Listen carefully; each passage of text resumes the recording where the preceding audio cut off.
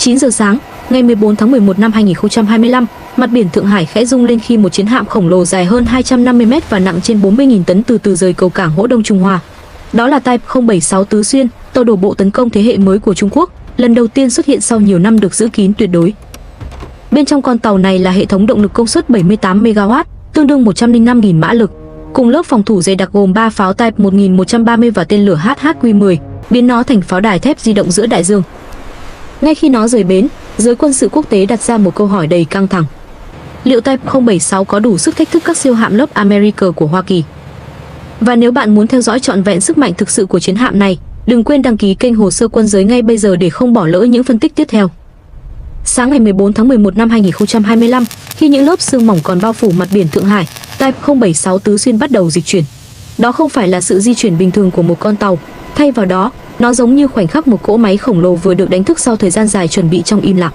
Sự kiện này ngay lập tức thu hút sự chú ý của giới quân sự quốc tế, nhất là khi Trung Quốc vốn nổi tiếng kín tiếng về những dự án tàu chiến có tầm ảnh hưởng chiến lược. Việc Type 076 rời cầu cảng Hỗ Đông Trung Hoa đánh dấu chuyến thử nghiệm trên biển đầu tiên, nhưng quan trọng hơn, nó thể hiện một bước tiến lớn trong mục tiêu xây dựng lực lượng viễn chinh của Trung Quốc. Theo thông cáo của Bộ Quốc phòng Trung Quốc, mục đích chính của chuyến thử nghiệm lần này là kiểm tra tính ổn định của hệ thống điện và độ tin cậy của các thiết bị trọng yếu được lắp đặt trên tàu. Tuy nhiên, những quan sát từ giới chuyên gia cho thấy đây không chỉ đơn thuần là cuộc chạy thử kỹ thuật. Với lượng giãn nước hơn 40.000 tấn và chiều dài vượt 250 m, Type 076 đang tiệm cận kích thước của những tàu đổ bộ tấn công hàng đầu thế giới. Bản thân sự xuất hiện của nó đã mang một thông điệp chiến lược sâu sắc. Trung Quốc không còn hài lòng với vai trò của một cường quốc biển khu vực, họ muốn vươn ra tầm ảnh hưởng toàn cầu. Từ góc nhìn thiết kế tổng thể, Type 076 là sự pha trộn giữa tàu đổ bộ tấn công đa năng và tàu sân bay hạng nhẹ cỡ nhỏ. Thân tàu dài từ 252 đến 260 m, rộng từ 45 đến 52 m, cho thấy khả năng chứa lượng lớn khí tải, khí cụ hậu cần và lực lượng đổ bộ. Nó không chỉ có nhiệm vụ đưa lính thủy đánh bộ lên bờ mà còn đóng vai trò như một nền tảng không quân hải quân thu nhỏ, điều mà những quốc gia tham vọng kiểm soát xa bờ luôn theo đuổi. So sánh với những người đàn anh trong biên chế hải quân Mỹ, tàu lớp Wasp có lượng giãn nước xấp xỉ 41.000 tấn và dài khoảng 257 m, trong khi lớp America, phiên bản cải tiến mạnh mẽ hơn, có thể chạm mức 45.000 đến 47.000 tấn. Điều này cho thấy Type 076 không hề thua kém về kích thước, thậm chí còn được thiết kế với một triết lý hiện đại hơn, khi tập trung nhiều vào khả năng khai thác UCAV và trực thăng vũ trang. Khi quan sát Type 076 từ trên không, có thể thấy boong tàu được bố trí rộng rãi, tối ưu cho hoạt động cất hạ cánh của nhiều loại máy bay. Điểm đáng chú ý là Trung Quốc dường như đã thiết kế khoang chứa trong thân tàu để hỗ trợ lượng lớn UCAV cánh cố định, điều mà các tàu lớp America của Mỹ chưa khai thác triệt để. Trong bối cảnh chiến tranh hiện đại, nơi máy bay không người lái ngày càng đóng vai trò quan trọng, chiến lược của Trung Quốc nhấn mạnh khả năng tấn công bão hòa bằng UAV thay vì dựa hoàn toàn vào tiêm kích thế hệ mới. Việc Trung Quốc lựa chọn Type 076 làm hướng phát triển cho lực lượng đổ bộ viễn chinh không phải ngẫu nhiên. Họ hiểu rằng tàu sân bay là biểu tượng quyền lực, nhưng tàu đổ bộ tấn công lại là công cụ thực tế hơn trong các tình huống kiểm soát điểm nóng, triển khai lực lượng nhanh, trấn áp khu vực hoặc hỗ trợ tác chiến trên đất liền. Những chiến hạm này không chỉ mang trực thăng vận tải và tấn công, mà còn có thể triển khai xe bọc thép, xuồng đổ bộ, lực lượng đặc nhiệm và cả phi đội UCAV, tạo ra một khả năng tấn công hỗn hợp linh hoạt hơn nhiều so với tàu sân bay cỡ lớn. Ngoài ra, Type 076 còn phản ánh rõ nét xu hướng hải quân Trung Quốc, ưu tiên tốc độ đóng mới, ưu tiên tối đa hóa hiệu quả chi phí và tạo ra nhiều nền tảng có thể hoạt động ở các khu vực tranh chấp xa bờ. Điều này trái ngược với Mỹ, vốn tập trung vào việc vận hành những chiến hạm tinh vi và mạnh về công nghệ như lớp America, có khả năng hỗ trợ tiêm kích tàng hình F-35B. Trung Quốc thay vì sao chép hoàn toàn mô hình của Mỹ, đã lựa chọn con đường riêng, một chiến hạm cỡ lớn thiên về UAV, trực thăng và khả năng đổ bộ tổng hợp. Sự kiện Type 076 chạy thử cũng diễn ra đúng thời điểm khu vực châu Á, Thái Bình Dương đang chứng kiến làn sóng tăng cường quân sự mạnh mẽ.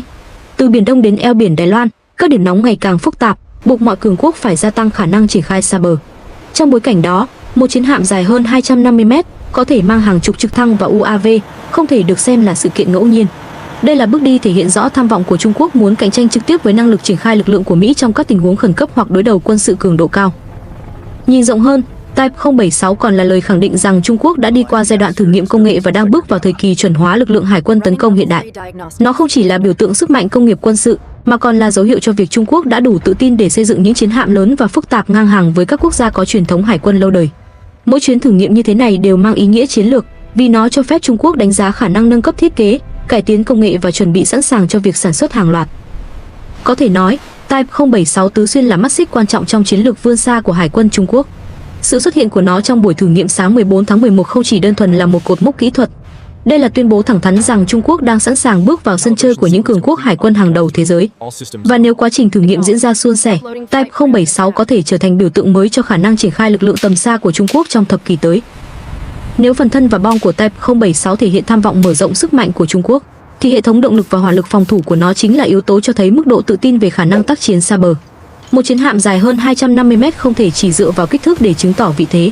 Nó cần một trái tim thép đủ mạnh để vận hành liên tục trong những nhiệm vụ dài ngày và đủ khả năng bảo vệ chính mình trước các đòn tấn công hiện đại. Đây là lý do khiến giới phân tích đặc biệt quan tâm đến hệ thống động lực của Type 076 tứ xuyên trong chuyến thử nghiệm đầu tiên. Nhìn vào thông số kỹ thuật, Type 076 sở hữu tổ hợp 2 động cơ tua bin khí kết hợp với 2 động cơ diesel, tạo ra tổng công suất lên đến 78 MW, tương đương 105.000 mã lực. Con số này cho phép con tàu đạt tốc độ hành trình cao và duy trì hoạt động liên tục trên đại dương. So sánh nhanh, mức công suất này tương đương với các tàu đổ bộ tấn công hàng đầu của Mỹ và vượt xa nhiều tàu khu trục tầm trung trên thế giới. Tuy vẫn chưa đạt đến sức mạnh động lực của tàu sân bay, nhưng đối với một chiến hạm mang nhiệm vụ đổ bộ, vận tải, điều phối máy bay và hỗ trợ hỏa lực, mức công suất như vậy là một lợi thế lớn. Điểm nổi bật của hệ thống động lực này chính là sự kết hợp giữa tua bin khí và động cơ diesel. Tổ hợp tua bin khí giúp Type 076 đạt tốc độ cao trong thời gian ngắn, điều cần thiết khi nó phải triển khai lực lượng đặc nhiệm hoặc phản ứng trước các tình huống chiến thuật nhanh. Trong khi đó, động cơ diesel đảm nhận nhiệm vụ duy trì tốc độ ổn định trong các hành trình dài ngày, tiết kiệm nhiên liệu và đảm bảo hiệu suất ổn định. Đây là cách kết hợp thông minh mà nhiều hải quân lớn trên thế giới đang áp dụng, một sự đan xen giữa tốc độ và độ bền. Tuy nhiên, hệ thống động lực mạnh mẽ chỉ là một phần của vấn đề. Để trở thành một chiến hạm tấn công đổ bộ đủ sức hoạt động ở các vùng biển tranh chấp, Type 076 phải đối mặt với một thách thức khác nguy hiểm hơn, khả năng tự vệ. Khi con tàu triển khai hàng chục trực thăng và UCAV, hay khi nó đang vận chuyển lực lượng đổ bộ, nó trở thành mục tiêu cực kỳ hấp dẫn cho các tên lửa chống hạm, máy bay chiến đấu đối phương hoặc tàu ngầm săn mồi. Do đó, hệ thống phòng thủ của Type 076 được coi là một trong những thành phần quan trọng nhất quyết định sự sống còn của nó trong chiến đấu thực tế. Trên Type 076, Trung Quốc trang bị 3 hệ thống phòng thủ tầm gần Type 1130 CIWS. Loại pháo xoay 11 nòng có thể bắn tới 10.000 đến 11.000 viên trên phút. Với tốc độ bắn khủng khiếp, những khẩu pháo này tạo ra một màn đạn dày đặc, đủ sức đánh chặn tên lửa bay thấp, máy bay không người lái cỡ nhỏ hoặc mục tiêu tốc độ cao. Loại vũ khí này là phiên bản nâng cấp mạnh hơn của Type 730 và có khả năng cạnh tranh trực tiếp với hệ thống Phalanx của Mỹ, vốn được coi là tiêu chuẩn vàng trong phòng thủ tầm gần suốt nhiều thập kỷ. Ngoài Type 1130, Type 076 còn trang bị 3 hệ thống phóng tên lửa phòng không tầm ngắn HHQ-10, mang theo hàng chục tên lửa đánh chặn. HHQ-10 được thiết kế để tiêu diệt mục tiêu tốc độ cao ở tầm trung bình, bổ sung cho Type 1130 và tạo thành lớp phòng thủ 2 tầng, pháo tầm gần và tên lửa tầm gần trung. Bên cạnh đó, tàu còn có 4 hệ thống phóng mồi bẫy, giải phóng mồi đánh lừa radar và tên lửa đối phương, giúp tăng khả năng sống sót trong một môi trường tác chiến đầy sát thương. Vậy nếu đặt Type 076 lên bàn cân với các tàu đổ bộ tấn công của Mỹ thì sao? Mỹ có 2 lớp tàu nổi bật, Wasp và America. Tàu lớp America có khả năng phòng thủ mạnh nhờ hệ thống Phalanx CIWS, tên lửa SIRAM, tên lửa ESSM và hệ thống radar tối tân. Tuy hỏa lực Type 076 có thể so kè ở tầm gần, nhưng Mỹ vẫn vượt trội ở khả năng phòng thủ tầm trung và tầm xa nhờ vào tổ hợp radar đa tầng và hệ thống tác chiến điện tử tinh vi. Điều này tạo nên sự khác biệt rõ rệt giữa hai triết lý thiết kế. Trung Quốc tập trung vào các lớp phòng thủ dày đặc ở cự ly gần, trong khi Mỹ mở rộng lớp phòng thủ ra xa hơn, tạo vùng nguy hiểm lớn hơn cho tên lửa đối phương. Không chỉ hệ thống phòng thủ, khả năng kiểm soát chiến trường của Mỹ cũng vượt trội nhờ các hệ thống radar tích hợp và phần mềm quản lý tác chiến có độ chính xác cao. Điều này cho phép tàu lớp America phát hiện sớm mối đe dọa và phân bổ tài nguyên phòng thủ hiệu quả. Trong khi đó, Type 076 dù mạnh mẽ nhưng vẫn phụ thuộc nhiều vào số lượng vũ khí phòng thủ thay vì sự tinh vi của hệ thống giám sát chiến thuật. Tuy nhiên, không thể phủ nhận rằng Type 076 sở hữu một cấu hình thiết kế đầy tham vọng.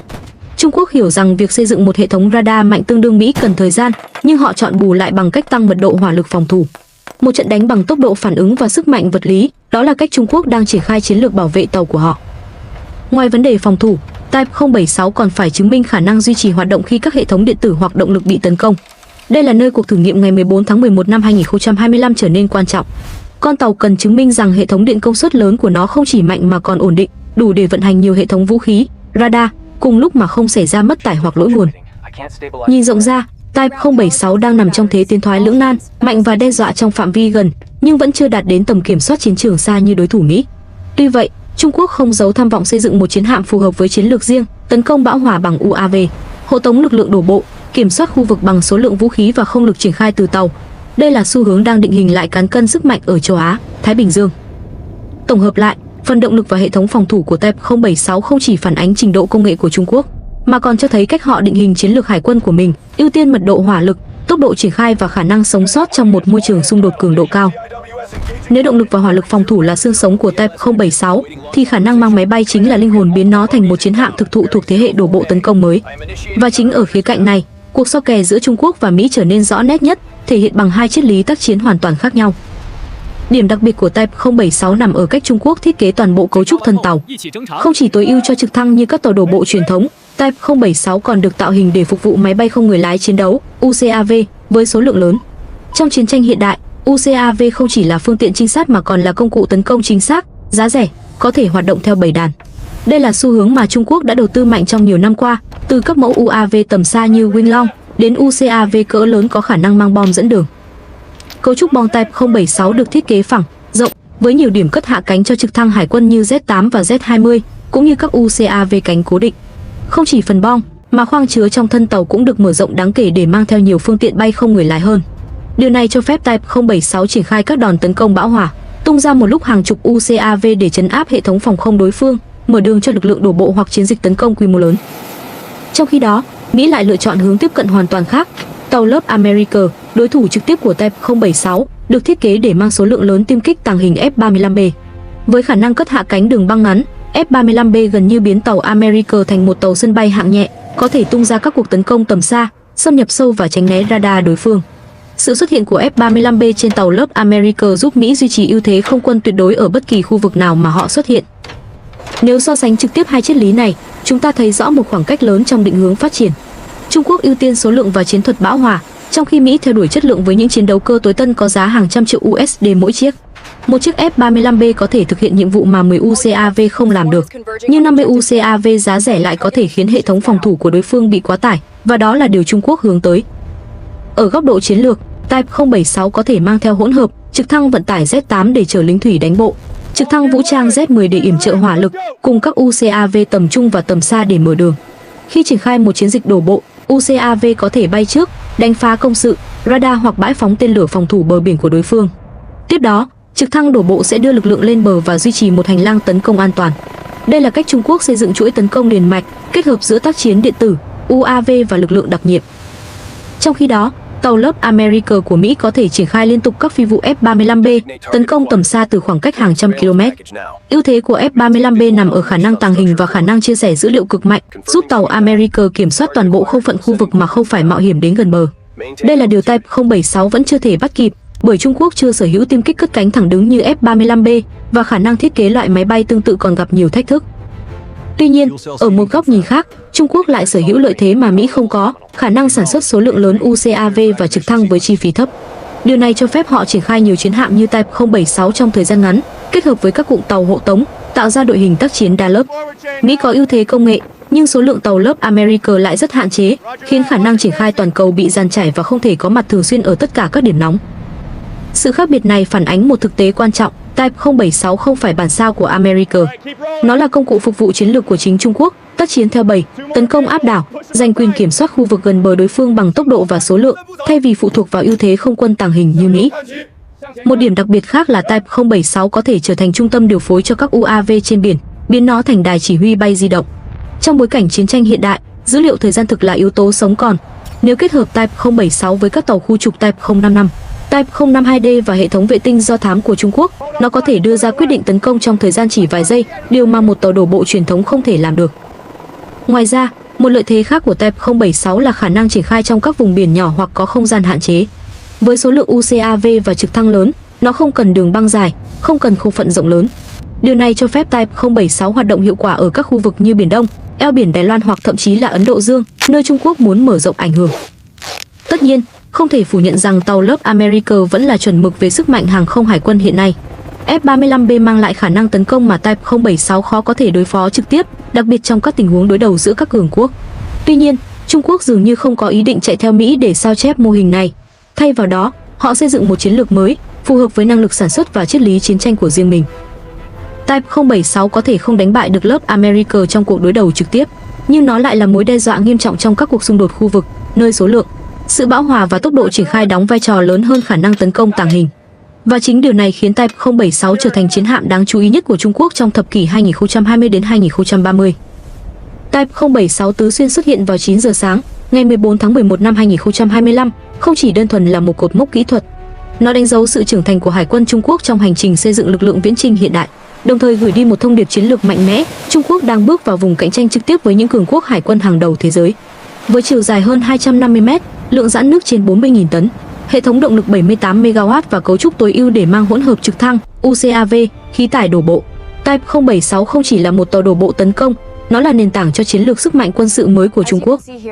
Ở cấp độ tác chiến, Type 076 thể hiện triết lý hoàn toàn khác với Mỹ.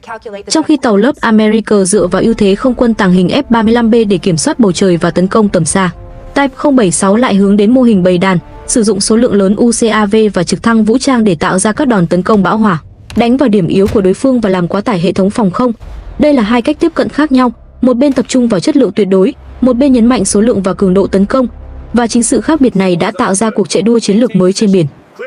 Tuy Trung Quốc chưa thể bắt kịp Mỹ về khả năng triển khai tiêm kích tàng hình từ tàu đổ bộ, họ lại bù lại bằng tốc độ đóng tàu, năng lực sản xuất UAV hàng loạt và khả năng hình thành đội hình tấn công đa lớp. Khi Type 076 kết hợp với tàu khu trục Type 055, Type 052D và các hệ thống do thám của Trung Quốc, nó trở thành mắt xích quan trọng trong mạng lưới tác chiến hiện đại, đặc biệt tại các điểm nóng như Biển Đông hay eo biển Đài Loan. Điều này khiến Type 076 trở thành công cụ chiến lược không chỉ để phô trương sức mạnh, mà còn để tạo ưu thế trong những khu vực mà Trung Quốc muốn kiểm soát. Tuy nhiên, việc sở hữu một tàu đổ bộ tấn công hiện đại không đồng nghĩa với việc Trung Quốc đã vượt Mỹ. Tàu lớp America vẫn giữ ưu thế vượt trội về công nghệ, khả năng phòng thủ tầm xa và năng lực hỗ trợ F-35B. Nhưng Type 076 lại cho thấy Trung Quốc có hướng đi riêng, phù hợp với cấu trúc lực lượng và chiến lược quân sự của họ, dùng áp lực số lượng, tốc độ và hỏa lực phân tán thay vì dựa vào một vài nền tảng siêu mạnh. Sự xuất hiện của Type 076 vì vậy không chỉ là chuyện kỹ thuật, mà là tín hiệu cho thấy cán cân hải quân tại châu Á, Thái Bình Dương đang thay đổi nhanh chóng. Và trong bối cảnh này, bất kỳ quốc gia nào trong khu vực cũng cần theo dõi sát sao sự phát triển của loại chiến hạm này.